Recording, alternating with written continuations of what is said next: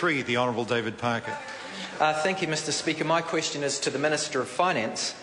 Does he stand by his answer to yesterday's primary question, quotes, "As I understand it, there are no regional statistics that specifically isolate the number of people leaving any particular region to move overseas," end quote. And has the Treasury reported to him the existence of official statistics on permanent and long-term migration compiled by council area and region? The Honourable Bill English. Mr Speaker, what I meant yesterday is that you can't isolate the relative impact of internal and external migration relevant to the question that the member asked. However, the member is right that there is a separate series of external migration statistics by region. However, the big issue here is what the actions the government is taking to try to create more opportunities for young New Zealanders who would rather have good job opportunities in New Zealand. The Honourable David Parker. Since he made that statement yesterday, has he read the official permanent and long-term migration statistics prepared by the Department of Statistics? And do those statistics show that by region and local council area, the regions of New Zealand are being hollowed out by the departure of young New Zealanders to Australia? The Honourable Bill English. No, I haven't, but the member's question illustrates more of the defeatism that I originally criticised. We live next door to one of the fastest growing developed countries in the world. That means we have to compete for the talent of our young people. And as I said, we should get on and compete instead of standing round counting everything. The Honourable David Parker. If the Australian resources boom is the main reason why people are going, why did Taranaki lose 1,232 people last year, and even after migration in a net loss of 885 people, when it has some of the best natural resource development in the country? And why are they going from a resource-rich region to Australia? Is it because so few of them are getting a trickle-down of any benefit to working families?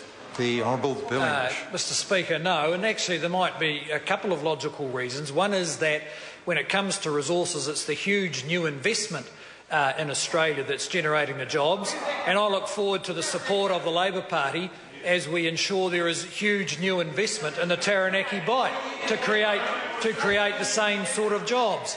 The other reason people will be moving from Taranaki is because that is exactly the kind of expertise that's needed, particularly in the gas industry in Australia, and we want to help Taranaki businesses benefit from that large opportunity. The Honourable David Parker. Is there any region of New Zealand where the trend of departures has stopped or is getting better? Or do the figures show that the permanent departure of young New Zealanders is hollowing out every single regional area of New Zealand? The Honourable Bill English. Mr Speaker, all I can do is repeat what I said earlier.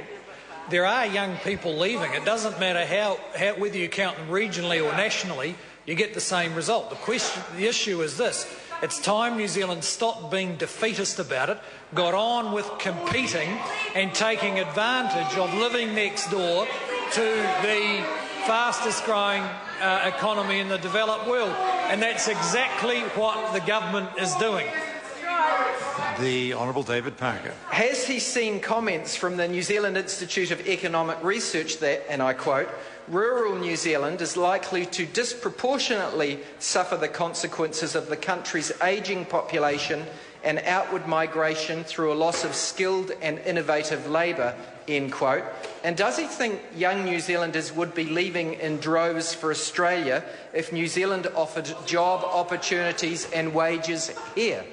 The Honourable Bill English. Well, Mr Speaker, of course we need to offer them jobs and opportunities, and what that needs is strong support for the businesses who make the decisions to invest and to create that new job. And that is why the government is advancing pro-growth policies, and that's why it's hard to understand why the opposition are against those pro-growth policies, because that is stopping businesses creating jobs and opportunities. The Honourable David Parker. are the regions that have lost the most young people in the last year the regions that tend to have the longest serving national MPs? And is that why they're leaving? The Honourable Bill English. Mr Speaker, no. And actually I represent a region that has had challenges with population probably for about 30 years.